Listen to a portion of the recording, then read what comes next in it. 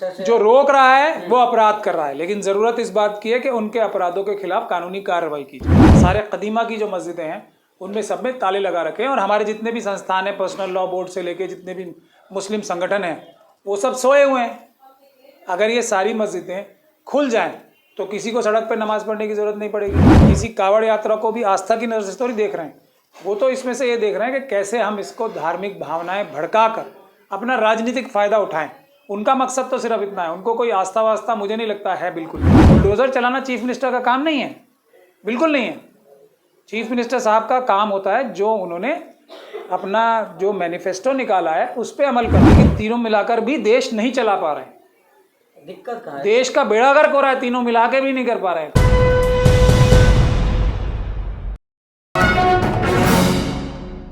Sir, जिस तरह से कांवड़ यात्रा को लेकर सवाल किया जा रहा है कि तमाम जो भाजपा शासित राज्यों में फूल की वर्षा हो रही है, लेकिन नमाजियों 5 मिनट के लिए नमाज पढ़ने पर उसमें विवाद हो रहा है। सर, विवाद कहाँ हो रहा है? विवाद तो कहीं नहीं हो रहा। विवाद तो अगर होना चाहिए कि सरकारी अफसर कैसे भारत का संविधान तोड़कर अपनी जो ज़ाती आस्था है या अपने राजनीतिक आकाओं के कहने पर जो दबाव के अंदर आके जो कार्य कर रहे हैं उस पर विवाद होना चाहिए या नहीं होना चाहिए। कोई व्यक्ति यदि सड़क के बीच बीच में तो कोई पड़ेगा नहीं, या अपना कोई धार्मिक किसी को अपना कोई भी कर्तव्य निभाना है, तो पूरा देश जो है पब्लिक प्लेस क्या मतलब क्या होता है वो हमें समझने की ज़रूरत है। कानून पब्लिक प्लेस का मतलब क्या होता है?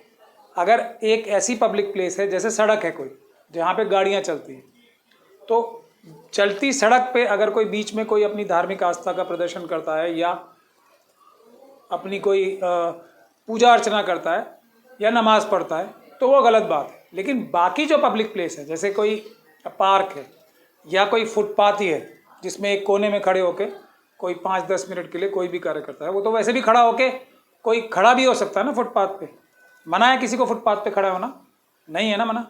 तो वो हाथ जोड़ के भी खड़ा हो सकता है या नमाज पढ़ने के लिए भी खड़ा हो सकता है, पब्लिक प्लेस है। उसी तरीके से पार्क जो है, पार्क होते किस लिए? पार्क इसलिए होते हैं कि वहाँ लोग जाएं, घूमें फिरें, कोई पिकनिक मनाएं या कोई किसी को अगर पूजा अर्चना भी करनी है कुछ टाइम के लिए तो वो भी कर ले। तो ये है बेसिक कॉन्सेप्ट जो कानूनी वो है। पब्लिक प्लेसेस का मतलब होता है जनता की जगह, तो जनता तो सभी है ना। नहीं, लेकिन सर रोका तो जा रहा है ना, जिस तरह से जो रोक रहा है वो अपराध कर रहा है, लेकिन ज़रूरत इस बात की है कि उनके अपराधों के खिलाफ कानूनी कार्रवाई की जाए। सर, पार्क या मॉल हो या कोई स्टेशन हो, वो नमाज पढ़ने की जगह तो नहीं है ना। अब पब्लिक के लिए तो पब्लिक के लिए इस्तेमाल में हो।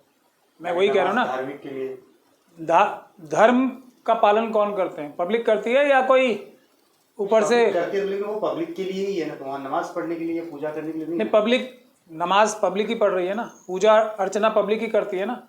देखिए उसका कॉन्सेप्ट क्या है, किसी को कोई परेशानी नहीं होनी चाहिए जी, समझे आप?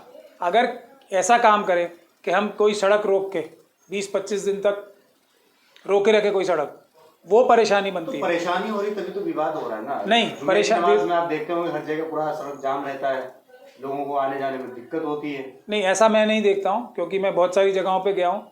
मैंने नहीं देखा कि जुम्मे की नमाज की वजह से कोई इतनी बड़ी परेशानी हो जो कि कावड़ यात्रा निकालने से परेशानी होती। बिल्कुल कहीं नहीं देखा मैंने। जुम्मे की नमाज मैक्सिमम 10-15 मिनट की होती है, और उसकी वजह भी बुनियादी क्या है? बुनियादी वजह उसकी ये है कि जो ASI आसार कदीमा की जो मस्जिदें हैं उनमें सब में ताले लगा रखे हैं, और हमारे जितने भी संस्थान हैं, पर्सनल लॉ बोर्ड से लेके जितने भी मुस्लिम संगठन हैं, वो सब सोए हुए हैं। अगर ये सारी मस्जिदें खुल जाएं तो किसी को सड़क पर नमाज पढ़ने की ज़रूरत नहीं पड़ेगी। ये तो मजबूरी में पढ़नी पड़ रही है, क्योंकि एक टाइम फिक्स होता है उसका। जी सर, लेकिन कांवड़ियों के द्वारा जिस तरह से सर एक सेना के जवान की हत्या कर दी गई है, सर उसको किस तरह देख रहा है? अभी तो उनके बुलडोजर नहीं चला, तमाम लोग सवाल कर रहे हैं कि बाबा का बुलडोजर उन कांवड़ियों पे नहीं चल रहा है। नहीं, देखिए जो हर एक चीज़ को, धर्म को राजनीतिक रूप से प्रयोग करना चाहते हैं, राजनीतिक फ़ायदा उठाना चाहते हैं, वो तो इसको कोई किसी कावड़ यात्रा को भी आस्था की नज़र से थोड़ी देख रहे हैं। वो तो इसमें से ये देख रहे हैं कि कैसे हम इसको धार्मिक भावनाएं भड़का कर अपना राजनीतिक फ़ायदा उठाएं। उनका मकसद तो सिर्फ इतना है, उनको कोई आस्था वास्ता मुझे नहीं लगता है बिल्कुल भी। ये सर गिरिराज सिंह का एक बयान आया था कि आपने देखा होगा कि गांव में या कई जगह पे जो है जुमे के दिन जो है स्कूल में छुट्टी कर दी जाती है। तो उनका बयान आया है कि यहाँ पे जो है शरिया कानून नहीं चलेगा, यहाँ पे जो देश में कानून है वो चलेगा। देखिए, संडे के दिन छुट्टी होती है, तो संडे का दिन में छुट्टी करने के लिए भी एक धर्म ही है जो माइनॉरिटी है इंडिया में, क्रिश्चियनिटी। तो संडे के दिन छुट्टी होती है। छुट्टी तो एक दिन होनी है ना। कोई अब जैसे आप प्राइवेट ऑफिस में काम करते हैं, बहुत सारे करते हैं ना, अलग अलग ऑफिस में अलग अलग दिन छुट्टी होती है। कुछ ऐसी सर्विसेज हैं जिनको संडे के दिन, जो रेगुलर सर्विस है उसमें अलग अलग जो कर्मचारी होते हैं उसमें से 10% की छुट्टी किसी दिन होती है, 10% की किसी दिन होती है, 10% की किसी दिन होती है। तो लेकिन मुद्दा छुट्टी ना छुट्टी का है ही नहीं। फ्राइडे के दिन छुट्टी हो या संडे के दिन छुट्टी हो, स्कूल की पढ़ाई का नुकसान नहीं होना चाहिए, ये मुद्दा होना चाहिए ना असली। लेकिन जिन लोगों को देश के असली मुद्दों से भटका कर, जो श्रीलंका जैसे हालात पैदा करना चाहते हैं, जो चाइना और पाकिस्तान को मदद कर रहे हैं और उनकी मदद लेकर अपना जो एक एजेंडा है मनुस्मृति लागू करने का, हिंदू राष्ट्र बनाने का, चाइना और पाकिस्तान की मदद से उसको फॉलो करना चाहते हैं, वो महंगाई से ध्यान भटकाना चाहते हैं, वो जो पूरे देश में नौकरियां चली गई हैं, जो पूरे देश में प्राइवेटाइजेशन हो गया है, जो कुछ अपने जेब के जो इंडस्ट्रियलिस्ट हैं या दो मित्र इंडस्ट्रियलिस्ट हैं जो उनके आका हैं कई प्रकार से, उनको पूरा देश लूट के दे दिया। कोई 5वें नंबर पे पहुंच गया है, कोई किसी नंबर पे पहुंच गया है दुनिया में रईसी में।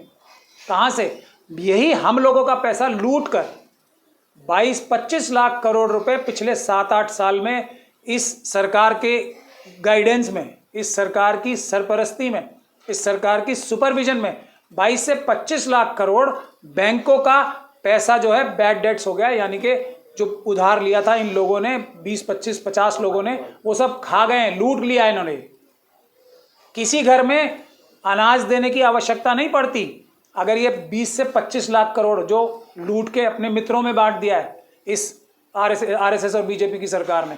कोई 80 करोड़ लोगों को अनाज मुफ्त 5 किलो नहीं देना पड़ता, क्योंकि ये उन्हीं 80 करोड़ लोगों का पैसा है जो लूट के अपने अडानी अंबानी में बांट दिया गया। सर, सरकारी जो प्रॉपर्टीज है उसके जो प्राइवेटाइजेशन हो रहा है उसके जो है खिलाफ में प्रधानमंत्री मोदी के खिलाफ में जो जगह जगह देशद्रोह का मुकदमा दर्ज कराया जा रहा है, इसको आप किस तरीके से देखते हैं? बिल्कुल सही काम है ना।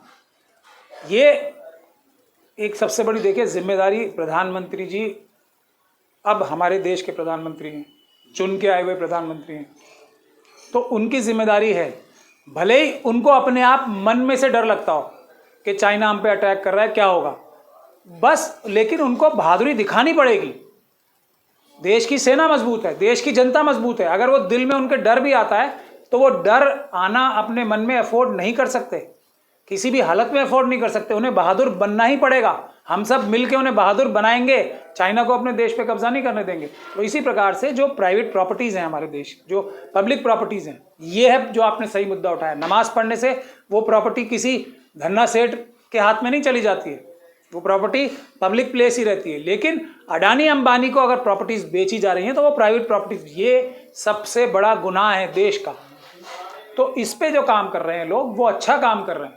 और प्रधानमंत्री को तो बहादुर बनना ही पड़ेगा। हम लोग जबरदस्ती बहादुर बनाएंगे प्रधानमंत्री मोदी तो बहादुर पहले से ही हैं। नहीं, बिल्कुल नहीं। ऐसा आपको सर उनके पास वो कहते हैं, हाँ, छप्पर इनका सीना है उनके पास, वो कहते हैं। नहीं, सीना भले ही होगा लेकिन दिल और दिमाग में बहादुरी होती है, वो छोटे ही होते हैं दोनों।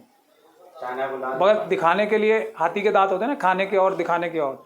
जो छाती होती है वो दिखाने की होती है, दिल हौसला अंदर होता है। जिस तरह से तौकीर रजा कह रहे हैं सर कि मुसलमान चाह रहे हैं कि योगी आदित्यनाथ को प्रधानमंत्री बनना चाहिए, उनको देखना चाह रहे प्रधानमंत्री। देखिए, जो तौकीर रजा साहब के क्लोज मुसलमान होंगे, हो सकता है, चाहे, ये तो देश की डेमोक्रेसी की ब्यूटी है ना।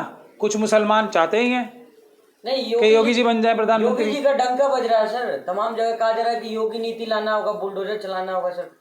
कर्नाटक के भी मंत्री विधायक कह रहे हैं। बुलडोजर चलाने के लिए तो ड्राइवर आते हैं ना, बुलडोजर बड़ा अच्छा चलाते हैं। योगी जी इतना अच्छा बुलडोजर नहीं चला पाएंगे। ये बुलडोजर नहीं चलाना, सरकार चलानी है, देश और प्रदेश की जनता को खुशहाल बनाना है।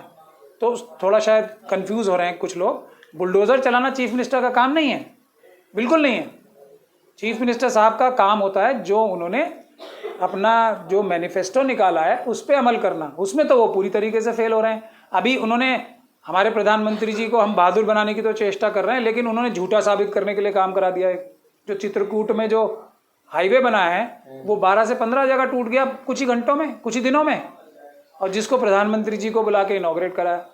तो ये देखिए, ये बात ठीक है कि योगी जी में कुछ खासियतें हैं जो प्रधानमंत्री जी से अच्छी हैं आज के, वो मोदी जी से, अमित शाह जी से भी अच्छी हैं। कुछ खासियतें अमित शाह जी में हैं जो योगी जी से अच्छी हैं, और कुछ खासियतें ऐसी हैं मोदी जी में जो योगी जी से अच्छी हैं। तीनों मिलाकर के देश चला रहे हैं ना। नहीं, लेकिन तीनों मिलाकर भी देश नहीं चला पा रहे हैं। दिक्कत कहाँ है? देश का बेड़ा गर्क हो रहा है, तीनों मिला के भी नहीं कर पा रहे हैं। तो इसका मतलब ये हुआ कि इनकी तीनों की जो सलाहियतें, काबिलियतें हैं, वो मिलकर भी ऐसी नहीं है कि देश का भला कर पाए, ये देश का नुकसान ही कर पा रहे हैं, और यह जानबूझ के कर रहे हैं।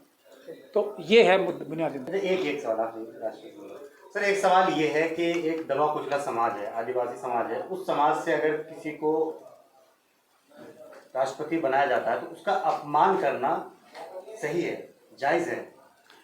हम देखिए, प्रधानमंत्री जी के लिए भी, क्योंकि वो भी एक संवैधानिक पद पर है, हम लोगों के पास इतनी सारी बातें हम नहीं करते ना, प्रधानमंत्री जी ही बोलते हैं क्योंकि वो पद पे बैठे हैं।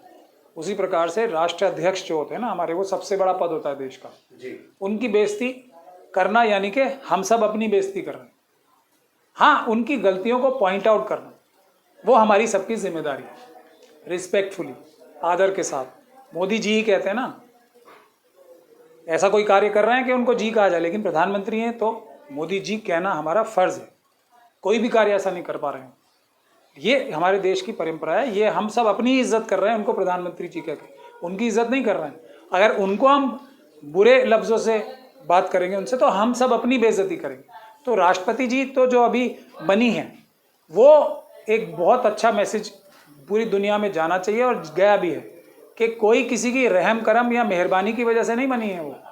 अगर इनकी जगह किसी मनुवादी मानसिकता के व्यक्ति को राष्ट्रपति का कैंडिडेट अगर भारतीय जनता पार्टी बनाती, तो मेरे ख्याल से वो 100% हार जाता। तो मजबूरी में बनाया, और उसी वजह से वो जीती हैं, क्योंकि ये बात सबको पता थी कि अगर किसी और को बनाया कैंडिडेट तो बीजेपी हार जाएगी और पूरा देश का माहौल ही बदल जाएगा।